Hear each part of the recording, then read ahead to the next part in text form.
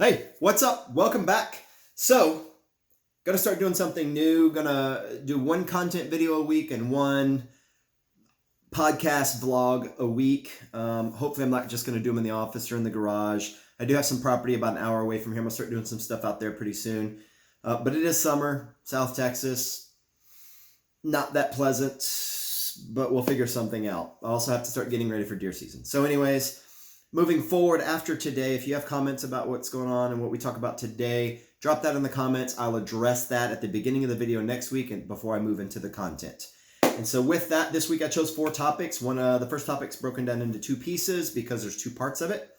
And so we're going to talk about that. Try to keep it under 30 minutes. So this will be a longer content, a longer form content, just to provoke discussion, provoke thought processes, things like that. So we're going to jump right into it. We're already a minute in and I've already talked too much about that. So the Army, NGSW, everybody's talking about it. So I got to say some stuff. Man, I don't love cussing on my videos, but what a shit show.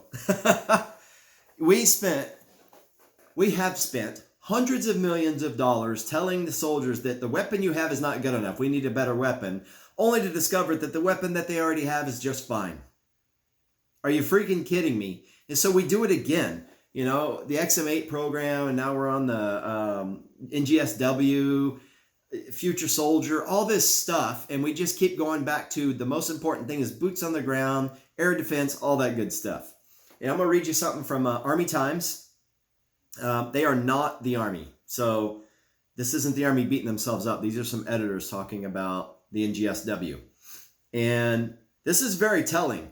These guys are, you know, they love what the Army does. They love what they stand for, obviously. Move my light. Look like I got a black eye over here. They love what the Army stands for. They represent the soldier very well, I think. But man, they had some bad stuff to say about this. So, this is a quote. The NGSW program, all told, betrays the Army's institutional trauma following almost 3/4 of a century of failed counterinsurgency wars. Wow. It's fears and frustrations in microcosm. Quote, and they quote inside of this, if only we had a rifle that could have shot a little further, we could have won, is the subtext. That's harsh. The practical assumptions the program was based on are now also entirely moot and empirically disproven.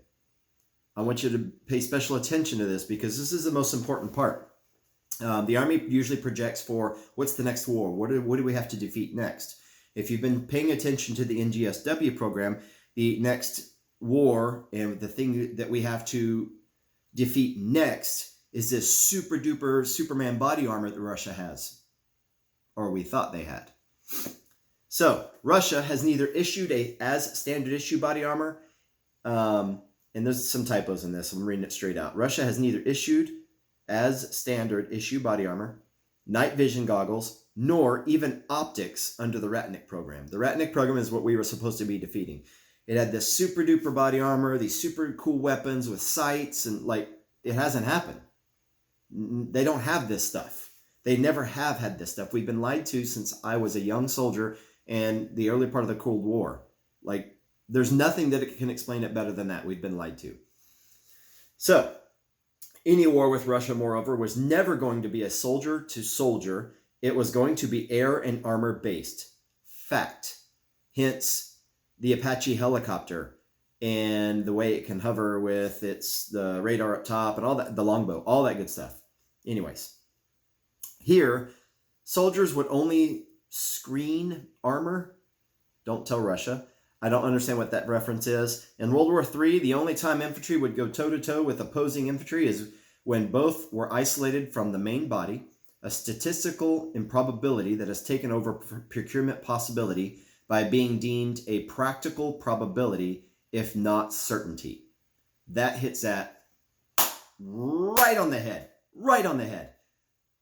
We're being sold a lie about the NGSW and why we need it so they could spend more money to get the machine going. And that's probably not real popular, but I don't make popular statements. I say what I feel and I say what I think. And I say what I've seen because I've got a lot of experience. I've been 20 years in the Army. I've seen all the BS they go through. Industrial military complex is a thing. I don't care if you like that term. I don't care if you believe in it. It's a thing. And they love nothing more than war because war pays really well. Anyways, it goes on, a reasonable analysis would have set the bar at penetrating level 4 body armor at 1 to 200 meters rather than 600 meters as the U.S. Army's program did at the outset. They want to penetrate body armor at 600 meters, the same body armor that doesn't exist. I mean, it exists, but they don't have it. They don't use it. They don't issue it. I'm sure somebody has it. Maybe the Spetsnaz has it, but that's a very small unit. I think just like we came up with SEAL Team 6. Oh, there's 6 SEAL teams? I think we had 2 at the time, but they do the same thing. Disinformation, all that good stuff. Propaganda. So I look at this and I look at all the stuff we've been told our whole careers. Like, I was issued body armor when I first joined the Army in 97. It was called body armor. Here's your armor. It was a flak vest. It barely would stop shrapnel from a grenade. That's all it was good for. It wouldn't stop any bullets. It was bulky, heavy, really wasn't worth having, to be honest with you. It made somebody feel good. I'm sure somebody got an officer evaluation report that was really good because now all the soldiers are safer. But we're less mobile and all that good stuff. And fast forward, all the different types of body armors coming up through the Army. Now they're wearing plate carriers, finally. Plate carriers offer mobility. They offer speed. Speed is security, all that good stuff. But to say that the average infantryman, and please keep in mind, I know some of y'all already know what I did in the Army. I was a medic for 16 of my 20 years. I was infantry for 4 years. But during my medic time, I was always with the infantry. I was expected to do the exact same things they do. That's it. I had the skills already. I had a lot of the schooling, but I was expected to do the same things they were doing. And so I do have that experience. There are many of you out there that have more experience than me. Please chime in. Offer. I don't want your 2 cents. I want your $1.50. Let's hear it. If you got something that's really long form and I can summarize it, send it to me in email, sortoftactical@gmail.com. I'll read some of it on here and we can address it. But never in my training, ever was engaging an enemy at 600 meters a probability other than with grazing fire or light machine gun fire with the 240s. That's just not something that you're trained for. And you could there's a Marine out there listening to this right now. And he's like, yeah, I'm a Marine. I could have hit him. Being on a range is a lot different. And I will give this to the Marines, though. When we were in Iraq and Afghanistan, they had widely issued, which was about, from what I saw, more than 90% of their see, I almost said soldiers. I almost pissed y'all off right there. You're a soldier, but you're a Marine. I get it. You're paid to protect. You're a soldier. But my Marines out there, my dad would kill me. He's a Marine. Had ACOGs. And so, yeah, you could shoot more accurately. That was a very robust optics system. My first deployment, I had iron sights because I had to pick up an AK because I had a pistol. All the rest of them, I had an aim point, and they're great, but I can't have target recognition past 300 or 400 yards. And so, yeah, I get it, Marines. You could make hits that distance. However, you got 60, 70, 80 pounds of gear on your back. You've been humping all day. If you're not in the military, humping is just carrying your stuff. Not a sex joke. Yeah, you could possibly make that. That is not the average engagement distance. That's not a realistic thing. Designate a marksman? Yeah. I don't think we have enough of those. We need more of those. We don't have enough snipers. We don't have enough recon. We don't have enough everything. Army, Navy, Air Force, Marines, they all need more of that. But that's just more money. But anyways, I digress. Engaging an enemy at 600 yards, I don't care what kind of weapon system you have, is not realistic. That is not where you fight your wars. 6, 7, 8, and beyond is where armor fights. That's where artillery fights, things like that. If we are talking about infantry on infantry, we're talking about super close range. Even in Afghanistan, if we could have just had more designated marksmen and more snipers in the mountains at the outposts, that they could have used that much more effectively. or better optics. I was with some guys up in the mountains in Afghanistan. They all had aim points. They should have had ACOGs. Thanks, Army. You know, that's just the reality of it. That should have happened and it didn't. So we've got the material, we got the know-how, the weaponry, all that. The M4, there's nothing wrong with the M4. We're begging to replace something. It's like we're going back in time. We got rid of the 308s, early Vietnam and pre-Vietnam, to go to the 5.56, so you could carry more ammo. Like, we're going backwards here. I definitely would challenge you to go look at the recoil impulse in some of the videos that these guys are shooting, especially on full auto. I mean, they're really leaning into these things. I don't think it's an effective weapon system. I don't think that the barrel life is in the 4,000 and 5,000 round range like Sega's saying. I don't see it. Prove it. Prove it. They're the only ones saying it. The Army didn't ask for it. I mean, come on. And just because the Army asked for something doesn't mean it's smart. They asked for a reciprocating charging handle on the SCAR. They could have easily made it non-reciprocating and it would have performed the same function. So just because the Army asks for something, or it's mil spec or it's mil standard, wipe that out of your mind. That doesn't mean anything. It means this is what we want. We want it for our own special reasons, even though they make no sense. And here's the procurement, and please, or here's our contract. Please fill it. But to ask for a round to defeat body armor at 600 is a pipe dream. I think that's a ridiculous thing to do. And we're gonna, in my mind, I'm going back to, well, what could do it? What could fill this role without this super, I'm going to adjust here, sorry, without this super heavy rifle, because like the spear is like 8.5 pounds. That's the daddy of the rifle, or the sibling of the rifle, I guess, technically. It's like 8.5 pounds.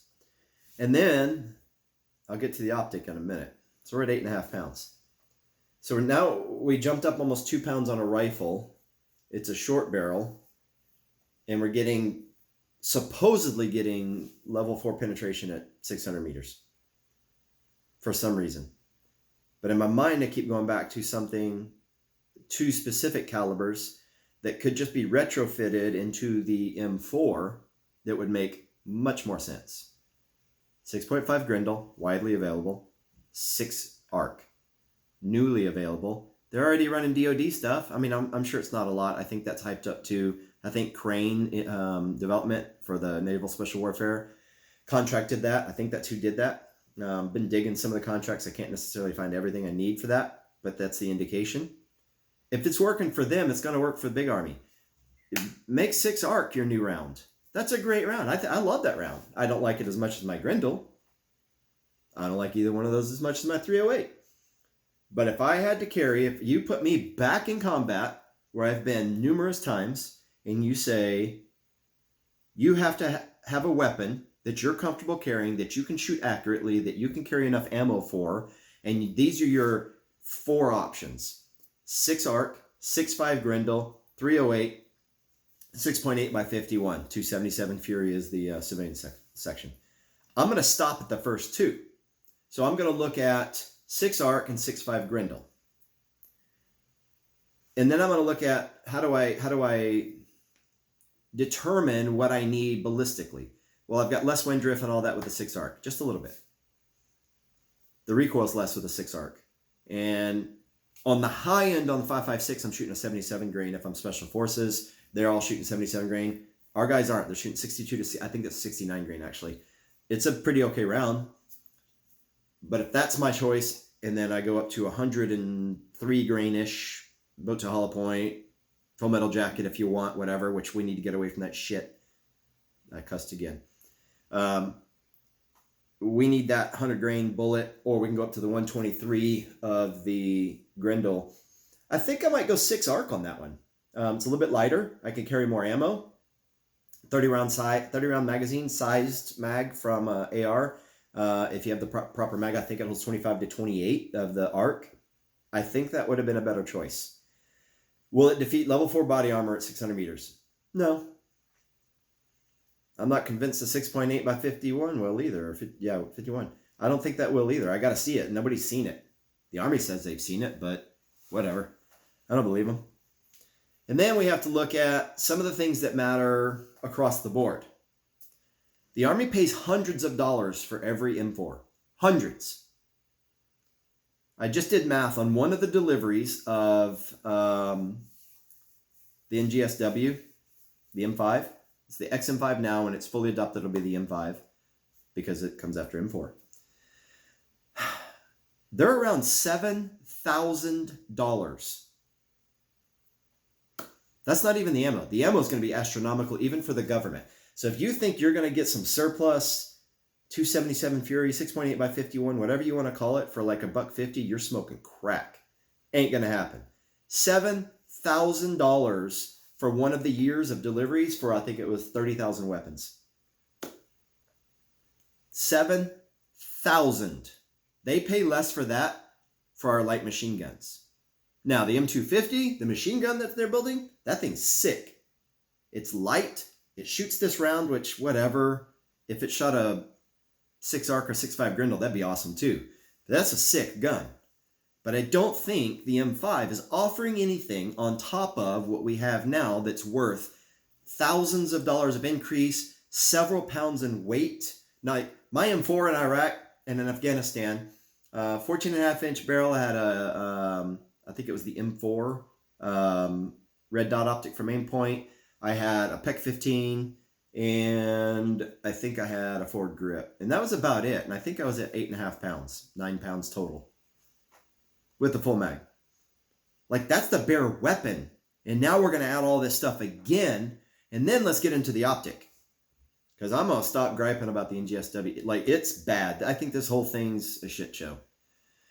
Anyways, so the Army recently announced its selection of Vortex Optics / Sheltered Wings as the producer of its next-gen squad weapon fire control on a $2.7 billion contract. $2.7 billion for 250,000 devices. Do the math on that one. Man, it's a robust system. I definitely encourage you to go look at it.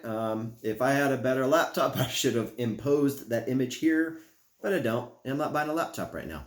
But anyway, that now we got soldiers looking around tens of thousands of dollars just on their weapon. Throw a PEC 15 on there, adds another $1,500. Throw a light on there, add another $500 or $700. Like, it's not always about the money. And it's not always about the money to get something better.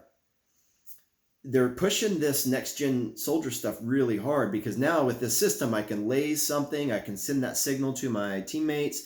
They know where I'm aiming at. It sends data between all the units and all this stuff, which is great. And I'm sorry if you're currently in the military. Please don't take this wrong. I was an infantryman. I was a medic for 16 of my years with the infantry for most of those. The more high-tech stuff we give our soldiers, the more it breaks.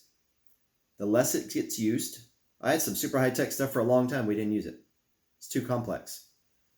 It takes away the ability for the soldier to do their core job. It puts too much of a burden on electronics that are going to get damaged.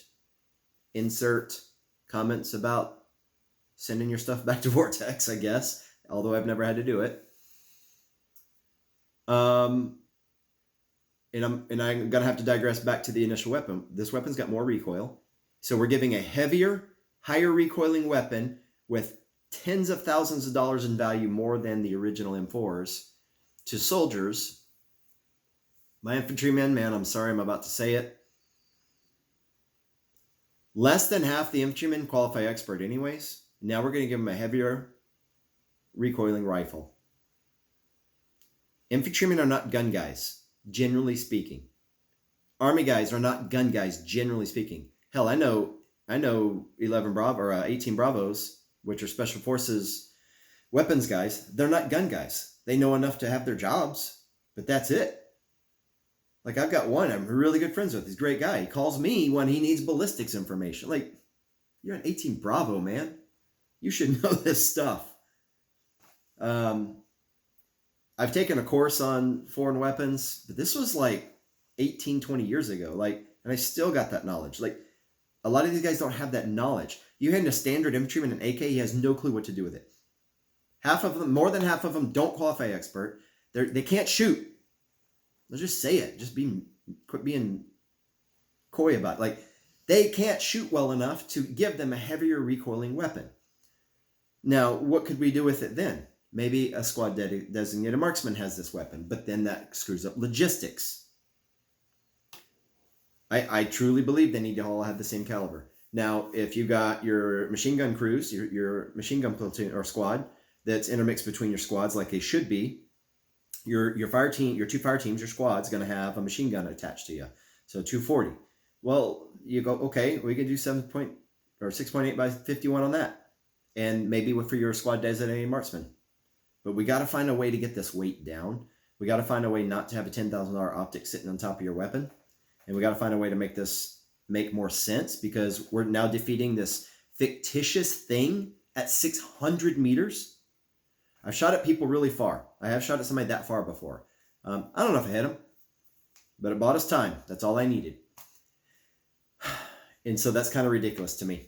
That's completely ridiculous. I'd love to know you guys. I'm going to stop on that. I'd love to know your guys' take on the NGSW, the M5, and the M250 replacing the SAW, which I think that's a bad choice.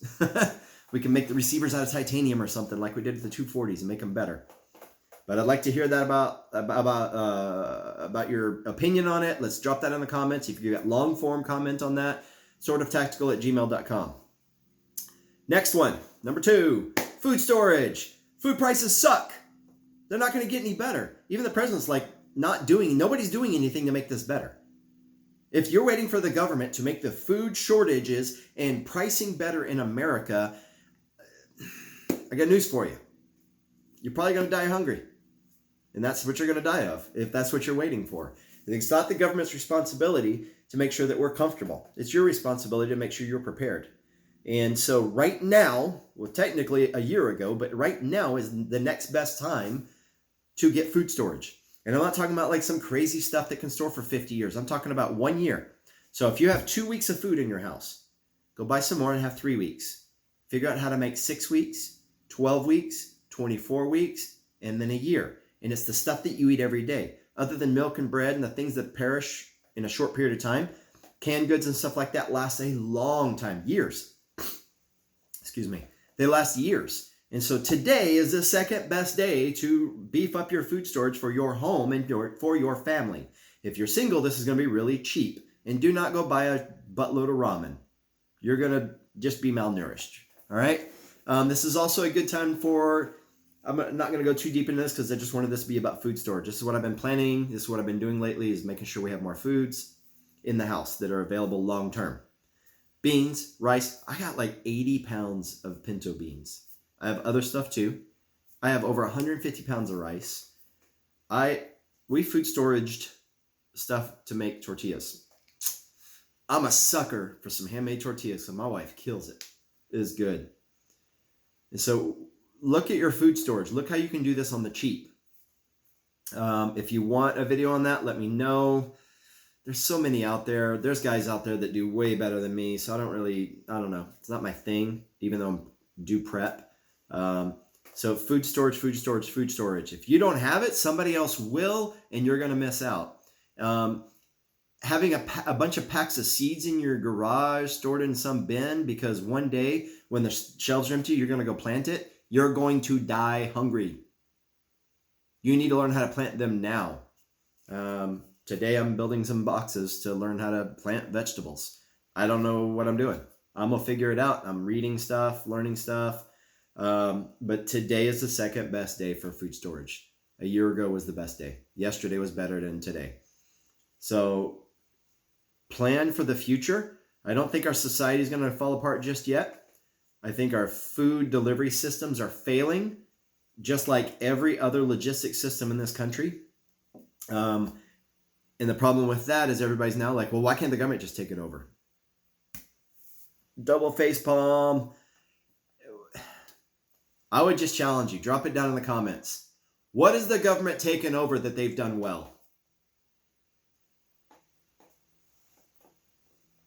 You know, I've worked in different I would say industries. Looked at different government agencies. I've worked with anti-terrorism stuff and OSHA stuff and some other stuff.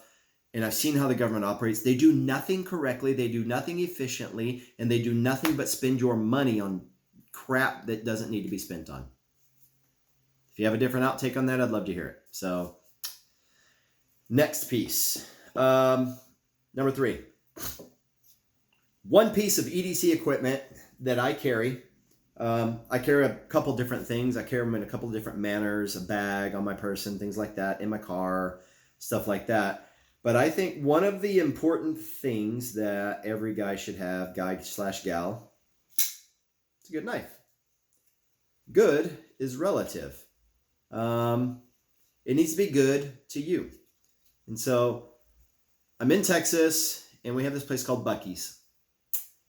Some of you may have heard of it. It might be internet folklore to some of you. It's a real place. It's a ridiculous gas station. The one I got this at has 150 gas pumps, and it's not the big one. And so I went over to the goods side, not the food side, and they had a knife display, and this was sitting up there. I'll tell you what it is in a second. And it said $79.99. Like, oh,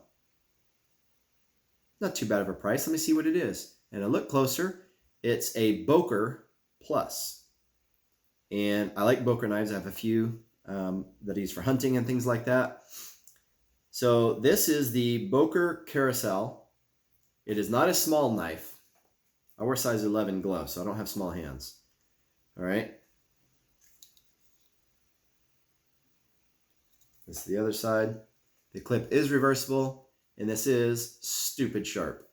So, Boker Carousel. I looked it up while I was in the store. Retails for $135. Okay. Look on a few vendors.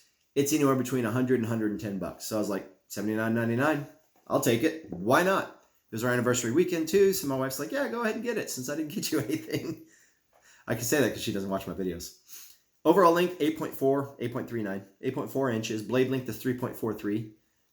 Weighs 5.5 ounces. G10 handle materials, D2 blade material, which I'm not a steel guy. I like knives, but like there's got knives guys out there like D2's not good because of this, and this metal's better because of, I don't even give a shit. I don't care. It holds its blade well. I've done quite a bit of work with this already, and I dispatched a deer, or not dispatched, but I took care of a deer. I field dressed a deer with this, and I ran it over a sharpener a couple times. It was good as new. It is called a flipper opener, which is the nub on the back here. It is not assisted, so just like that. Very smooth. I mean, this is a really smooth bearing system it's got in there. I rather like it. It's kind of nice. I don't even know what this thing's supposed to be for. I know it's a dot for a lanyard. There's my eye. I don't know what that's for. Maybe it's for striking people. I don't know. But I like the knife. It was good price. And so that's one of my that's one thing I do for EDC carry. I won't do something for EDC every week. It was just like, I've been using this a lot lately. And I was like, man, I really like this knife. I've been thinking about it this week. I was like, what do I not like about it? I'm like, well, nothing. I like it a lot. So much so that even the pocket clip fits inside my hand without pinching or binding up. I don't remember what this is called, the knurled piece on the actual top of the blade, so you can have leverage. I love this knife though. It's a little bit bigger than what I want, but they do make a mini, so I'm on the search for one of those. I don't want to order it online. I like to support local retailers, even if they're the big guys. I like to support local retailers. So, excuse me. Uno momento, please. So, last thing, wrap this up. We're at 30 minutes. My apologies. I do talk too much. If you stuck around till now, I appreciate it. This one's going to be a big one. I'm going to start it off with a statement about this organization. I hate this organization right now that I'm about to talk about. I hate the person that's in charge of this organization right now. And for the past, I think it's been 30 years. Yeah, talking about the NRA. Wayne LaPierre needs to go. I truly believe, when looking at some of the evidence that New York has against them, they've embezzled money. He's used money inappropriately. They take, and I'm gonna add to that, some of the board, or I can't remember, like the board that votes on him all the time, that goes on these trips with him, that it spends this money that they're supposed to be lobbying for us with on African hunts instead of on lobbying for our rights. You know, that's why we give them our money, so they will do these things, and they don't do them. They go on hunting trips, and they have these extravagant retreats. They all need to go, and we need to start over. I like the idea of what the NRA stands for and what they should be doing. And I do believe the NRA ILA they are separate, and I think they do some good things. I don't think they use money effectively, and I think, again, Wayne's got to go. He's got to go. Yeah, he needs to go. Anyway, this year, the NRA annual meeting is in Houston at the George R. Brown Convention Center, 32 minutes from my house. So, I will be grabbing my GoPro and my camera and my microphones and all that stuff, and I'm going to go to this. I'm going to go to the annual meeting. I'm going to go to the trade show. I'm going to go check out some of the vendors and see what they have to offer. There are a lot of vendors going to be there. It is the 27th, 28th, and 29th. The exhibitor list, I'm going to scan through and read you off a few, but all right, so on this screen, Alexander Arms. Man, I hope Bill Alexander's there. I want to talk to him about some Grendel stuff. I love my Grendel, if you don't know this already. Excuse me. Let's see here. I don't know who those other companies are. Let's see. Scroll a few times. Athlon Optics, Bushnell, Cabela's, Cadex Defense. Scroll a few more times. CRKT, Dark Energy, Delton, EOTech. I want to get to EOTech and show you guys that new 1 to 10 that they've got. When it's on 1 power, it's got the red circle like it's a regular EOTech. And when you zoom in to 10 power, it's got a graduated reticle. I'm looking forward to seeing that. Federal Ammo, Fox Knives, Grizzly Ears, GRS, Rifle Stocks. And I'm missing lots of big ones. Palmetto State Army is going to be there. Primary Arms is going to be there. I'm going to see if they got their 1 to 10 there. They actually are only 18 minutes from my house. Lewis Machine and Tool. I don't know if they need to be there. They're mostly government contracts these days. They make good stuff, but that's what they focus on. Careful with that. That's what brought Colt down. But so there's tons. I'm only in the M's. I'm still scrolling. There are tons of vendors going to be there. And so if you want to go to the NRA website, look at their annual meeting, if there's a vendor on there that's got some really cool stuff and you want to see it, shoot me a message or send it on the comments below, and I'll go visit them. I can't promise that I'll be everywhere every day. Although it is that close, I do have a life, but I do want to go at least 2 of the days, and I'm going to fill up as many memory cards as I can, and I'll probably do per video, maybe like two businesses per video, or if you want short, 5-minute sections, I can do a 5-minute at each booth that I go to, something like that. I'm hoping Primary Arms brings Palmetto State Armory brings their Jackal. I really want to see that. I don't know that there's any big companies. I'm still looking here. I'm just now in the R's. I'm still scrolling. I don't know if there's any big companies that have like this super awesome product that you guys want to see, but if there's something new that maybe hasn't hit the market yet, remind me down in the comments. I'll go check it out, try to get that to you guys, and get the videos up incrementally every couple of days until all the videos are released. And with that, I hope you enjoyed some of this long-term discussion stuff. I hope it provokes something in your mind. You don't have to comment. I would appreciate it, but I would appreciate a thumbs up or a subscribe or something like that. But I do want to provide a little bit more long-form content, let you know my true thoughts on things. I will start adding in more training, things like that. But I want to do this once a week, and I want to do a content once a week. And like I said earlier, whatever you leave comments about, we'll start with that next week. And so I'm not going to leave you. I'm not going to keep you here any longer. I appreciate you guys hanging out. If you did, 30 minutes is a long time to listen to me. I get it. So with that, I will see you guys on the flip side, and I hope to see some comments down in the section, and I will see you soon.